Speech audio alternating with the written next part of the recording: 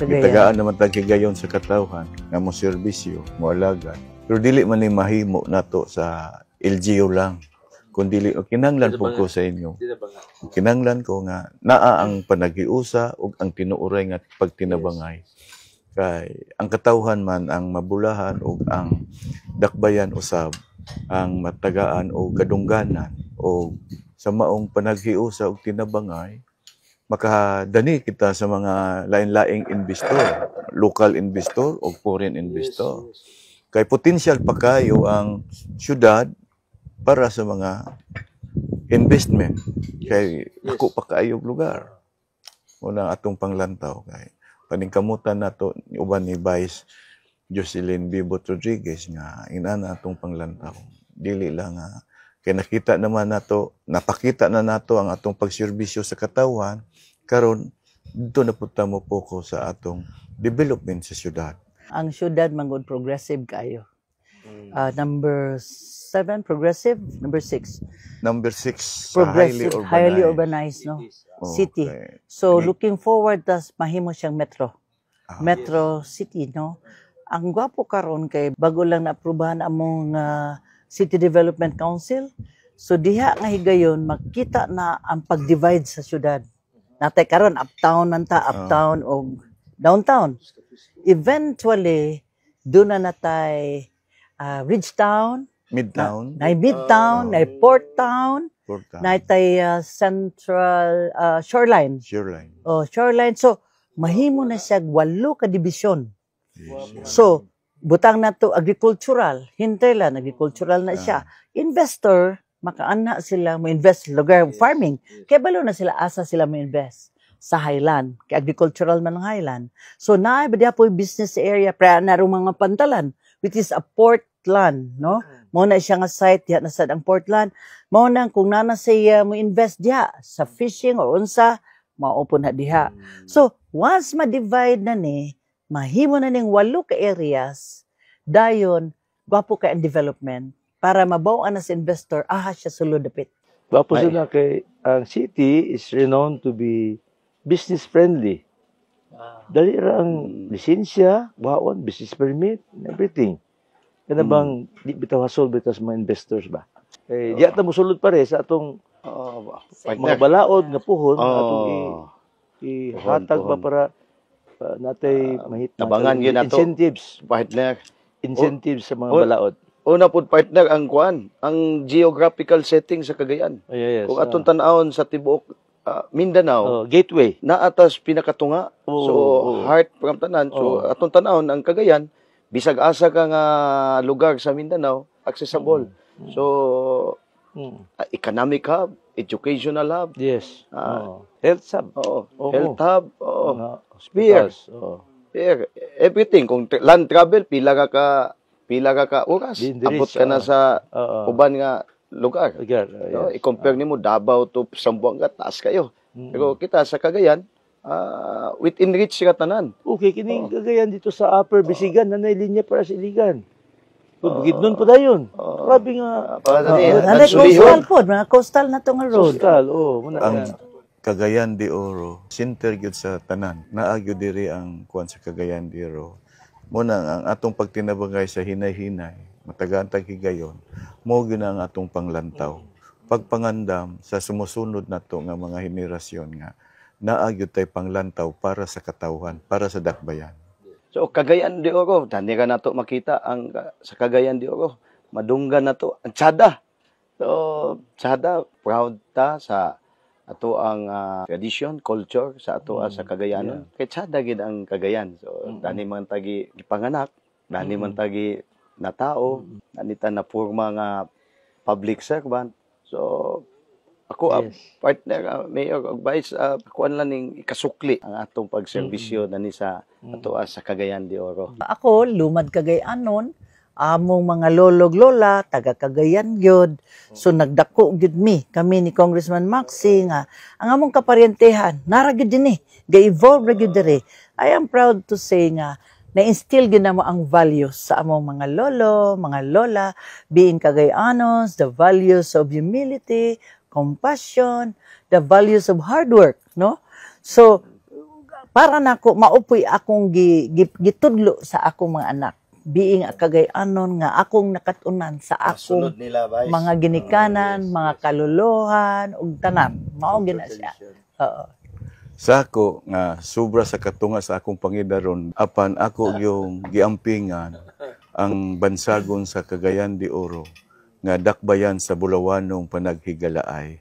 Mo na ang akong gihuptan nga usa ko nga mapagarbuhon nga Cagayanon o kana dili ta maulawan nga Cagayanon kay dili lang sa atong personal nga managhigalay nga atong tingwa kundi higalaay para sa pagdapit sa mga investor nga naatay Bulawanong kasing-kasing nga muatiman, muariglar, mutabang, mutubag sa ilang mga panginahanglan. Sa ako naman, sa party list, kining Cagayan de Oro sa melting pot sa mga bisita nato. Ang ako lang kalipay is that kita sa Cagayan de Oro, welcome kita sa taga Bukidnon, taga Iligan, taga Asa Dapit. Kita din ni sa Cagayan de Oro, ato nakita nga tungod sa anang Bulawanong paghiligay nato. Na close kita sa atong mga probinsya. Akong tanaw sa Abamin, gwapo ka na nga foundation paglambo sa atong syudad. Wapo na kaayo ang atong paglambo. Malipayon ta sa paglambo sa dakbayan. Karon ang ato sang concern no sa atong mga kabatanunan. Isip usa ka inahan, usa ka babae, kita magalantaw sad ta sa ilang kahimtang ug ilang mga kaugmaon, no? Kay para nako sa pagkakaroon no, naagid gyapon ang responsible parenthood. Ibalik gyapon nako sa inahan sa ginikanan ang pagpadako sa iyang anak. Kay para kini sila magdako nga they will have this human dignity. Kay nga akong nanotice sa uban tungod sa kabisi sila sa mga ginikanan, mapasagda na lang. Dili na nila matutukan. So, ang uban, to ana, mag-drugs, ang uban, nag-inom, tuas barkada. So, kulang kaayo ang pagtulunan. So, dapat tutukan sa mga ginikanan. Dili lang edukasyon, ang pag-mold nga kining nga bata nga mahimo silang productive sa katilingban. Vice, kuan gyud ka vice. Tinuod yung ka nga inahan. Kay ikaw ramang yoy, ang inahan ramay bugtong, makabati, makasinati, kasinatian sa usa ka inahan ngadto sa iyang anak. Tinuod na maayo kay na dalaygo na. Sa ako po, sa bagong panahon karon nga ang kabatan-unan maoy nagtudlo sa bagong teknolohiya. Tagaan yun natog dako kayong pagtagad, panahon, oras, ug mismo nga makahatag tagkadasig nila nga dako na kayo kalainan kay pero kanunay kung magpahinomdom sa atong kabatanunan ayaw kalimti ang inyong mga ginikanan kay layo ra kay pod mo sa kasinatian nagkinahanglan pod mo og giya guidance sa inyong kinabuhi kay sila naapoy mga kasinatian nga wala ninyo nahiagi. Isip po duan partner ka sa mga representative makadugang po ta sa makasuporta sa city. Yes. No? Makasuporta sa kang mayor o kang vice. Well, atong for me youth pa man sa tingali ko. Yes. Ako yung dalon ito pinakayanggest nato ni tanan. Involved nato into sports. No? Sports. Labi na sa ako nga sa District 1. Na buhat ang mga sports facility inline sa plan sa city, mo connecta para mas daghan atong mabuhat. Kanang kuande po to mayor sports program. Labi na kanang sa ilalom sa tulay sa District 1, labi na dyan sa Carmen. Since nga non-buildable, pero ang atong i-build is katong mga walay structure nga sports nga facility. Yes. Double purpose. Mga football, mga baseball, tanan nga walay open field nga sports. Nanagipano na ko, pero tungod sa girehab ang Isalina Bridge, munang wala sa gipadayon. Maximize, binatulog ka congressman magtabang, naapa ang sa city, walay lain makabenepisyo kung dili ang katawan, especially the sports, kung atong tutukan ang sports nga mga development. No? So, isa na nga, sports, leadership training, mold na sila into leadership. Sa una, gusto ko mag-ski, wagi mga training. Nahibalaan lang nako ni along the way. Pero katong gusto nga mag-opisyal, at least na sila yung mga Actually, ang Vice Mayor, we usually conduct leadership training for selected students no sa different schools. I do that yearly. May program na si Vice Mayor. Gani, salamat ko niya kay wala gyud niya talikdi o kalimti ang mga kabatan-on. Ug bisan pag naapot tay KYM sa syudad, naay collaboration ba sa mga batan-on nga gipabati o gipakita nato sila nga apil sila sa katilingban, apil sila sa gobyerno sa dakbayan. Dili mahimo ang gobyerno kung wala pud usab ang kabatan-on. Yeah. Maubitaw na ako halos kada bulan to ako sa hinterland para pag-distribute sa mga school bags, school supplies, mga tsinelas.